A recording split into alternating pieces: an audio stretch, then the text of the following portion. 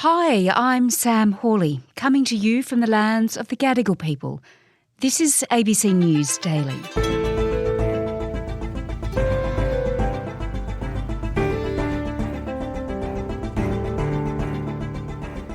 Is the great Australian dream dead? Owning a home was once seen as a path to a better life, but now it's an ambition out of reach for more and more Australians. The Reserve Bank continuing to hike interest rates and a shortage in properties to buy. Today, business and economics reporter Gareth Hutchins on the government's pledge to build 1 million more homes and whether it will help and even happen at all.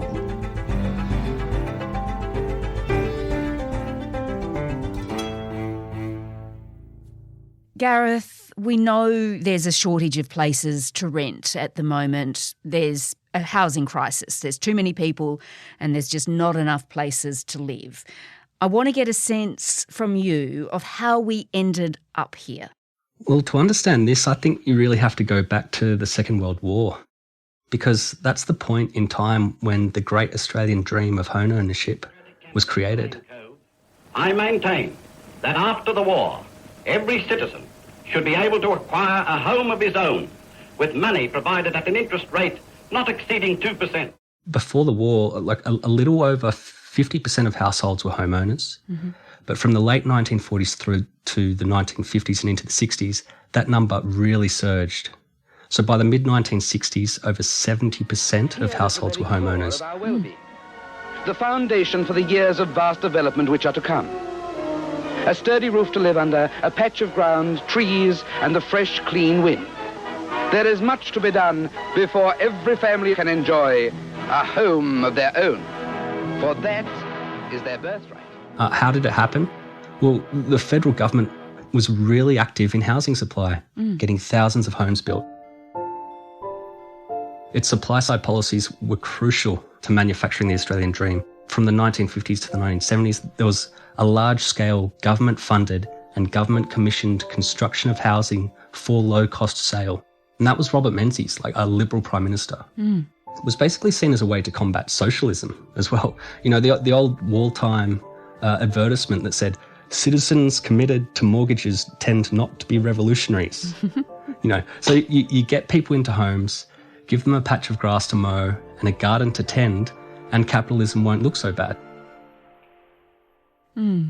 Really does sound like the golden era in Australian housing. It sounds pretty good, you know, a patch of grass, a home to live in. So what came next? Well, in the 1970s, Australia was hit by stagflation. So this was when the economy was hit by multiple crises at once. That had rapidly rising inflation, rising unemployment, falling economic growth. Petrol prices jumped up dramatically, you know, sound familiar? So politicians responded with a very different suite of policies from their post-war policies. There'd be some who'd argue that Labor is behaving more like a de facto Liberal Party in embracing financial deregulation. We have begun to review the great volume of laws and regulations affecting business which have accumulated over the past 84 years of the Australian Federation. The new policies started to privilege private landlords over first home buyers. Researchers say it's when policymakers really put Australia on the path of landlordism. And by the 1990s, it was already apparent that we had a housing problem. So the response from government was to help with the demand side of things, not the supply side. So you think of, say, John Howard's first home buyer grants. The federal government's generous first home owner grants. There's $7,000 on offer for first-time buyers of established real estate. They've been a big contributor to the housing problem because without the real efforts to increase supply at the same time, all you're doing by giving people money to buy a home is you're bidding up the cost of existing housing. And there are concerns the building grant will cause a boom in December and then a bust in January. The first home buyer grants that John Howard brought in, I think they were up to $14,000. I mean, they were really great for young Australians, really gave them a chance to enter the housing market. But they were snapping up all the housing at a really rapid rate. So you're pushing up demand without increasing supply. Yeah, so there was a period, I think it was around 2017-18, when APRA, was the financial regulator, was concerned about the level of private debt that was accumulating in the economy, and they brought in some policies just to make it harder for investors to get into the property market. And you saw that investors really drop off and first home buyers pick up. But then that all started to tail off again as we were heading into the pandemic. Okay, so then COVID hit and we seem to be back in a stage of the 1970s again.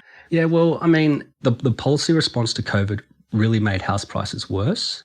The ultra-low interest rates and the Morrison government's home builder scheme, it saw demand for housing jump significantly and the cost of building materials skyrocket. The cost of new dwellings at the moment accounts for a huge proportion of inflation that we're seeing. There's also the problem that in Australia, housing is seen as an asset, a vehicle for generating wealth for the asset owner, and not as a fundamental right of citizens living in a democracy. So our tax system encourages private individuals to buy properties as investments and then to rent them out to fellow Australians who then have to pay them for the privilege of living inside their asset. And so the system just isn't working. Even before COVID, some modelling from the Australian Housing and Urban Research Institute reckoned there were more than 1.5 million Australian households, so it's about 1 in 7, that were struggling to either enter home ownership or live in the private rental market. These were people that needed some type of assistance, whether it be social housing, whatever. And we're at the point now where Anglicare says there are practically no rental properties left in Australia that low-income houses can afford. So it's a pretty dire situation. Yeah, it's incredible. So in the past, we can see that governments have been trying to get people into the market, help them buy homes. We saw that with John Howard and the First Homeowners Grant. But now they need to stop doing that, right, while they deal with the fact that there is no longer enough homes to actually live in. So let's look, Gareth, at this promise in the budget for 1 million extra homes. Well, so this has been announced by Anthony Albanese's government. Treasurer Jim Chalmers in his first budget. I am proud to announce that we have just struck a new national housing accord between governments, investors and industry to build the affordable homes that our country desperately needs. There are a couple of different plans in this thing. So the government says it will set aside $350 million to build 10,000 affordable dwellings from 2024. So up to 2030, so it's about 5 years. They say the states and territories will add to this commitment with their own contributions to build an extra 10,000 homes. And on top of this is an election promise to build 30,000 new social and affordable homes with the returns it will make from a $10 billion fund. It's calling the Housing Australia Future Fund. So this thing will be so big that it will be generating so much money every year just through, the returns, that they will use those returns to pour into the new social and affordable homes.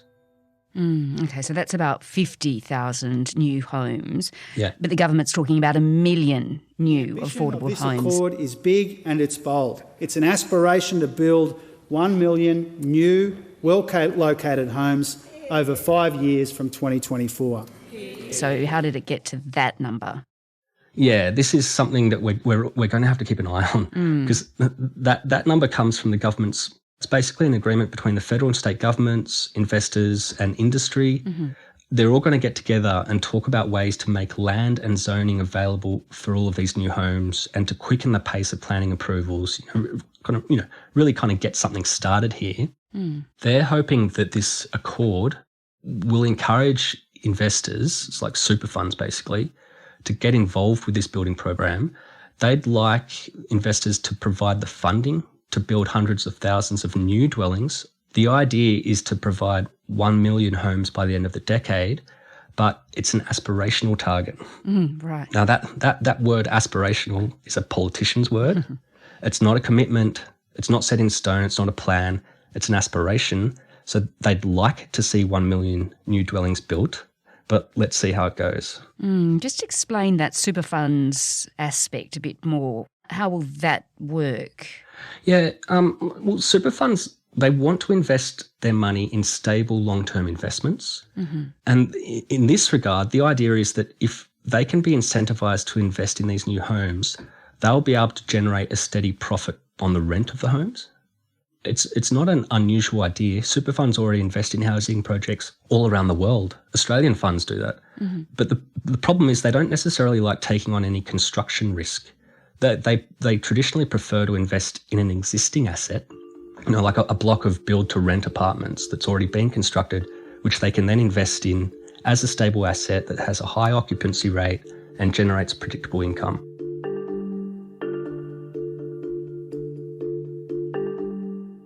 Gareth, if the government is successful, and as you mentioned, it's an aspiration, but if it does manage to build 1 million more homes, how do we know that's going to be enough?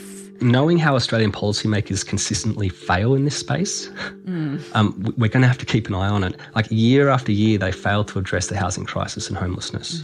Recent research from the University of Sydney found that we need at least 36,000 new social and affordable homes every year. But prior to the pandemic, we were building about 3,000. And a lot of what the Labor government's talking about won't begin until 2024. And the only hard figures they've put on this is the 50,000 new dwellings by 2030. So it's a really significant yearly shortfall. But, you have to hold out hope. If industry funds and some associations say that they're saying this plan could be a game changer, it leaves a little room for optimism. Okay, but in the short term, Gareth, in the next 5 years, 6 years, even 8 years, will things actually be any better? And, will we ever see a return to that golden era, the Australian dream? Can we have that back? It would be lovely, wouldn't it? My dad was a builder. He bought his first home in the early 70s. He was making about $10,500 a year. The house he bought was a little over $30,000, so that was 3 times his annual income. At the moment, in a city like Sydney, the house prices can be 11 times, 14 times your annual income.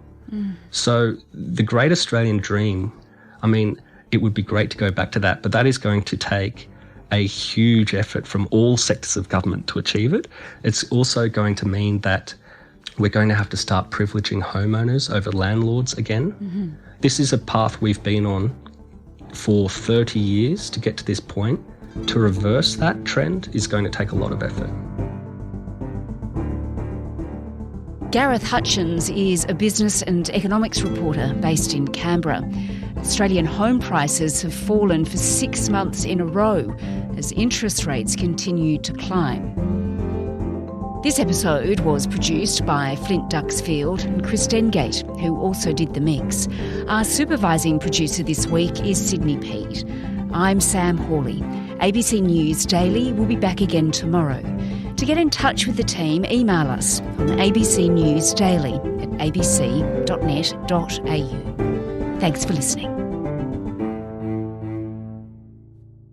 Subscribe to listen to more free podcasts or download the ABC Listen app and stream ad-free.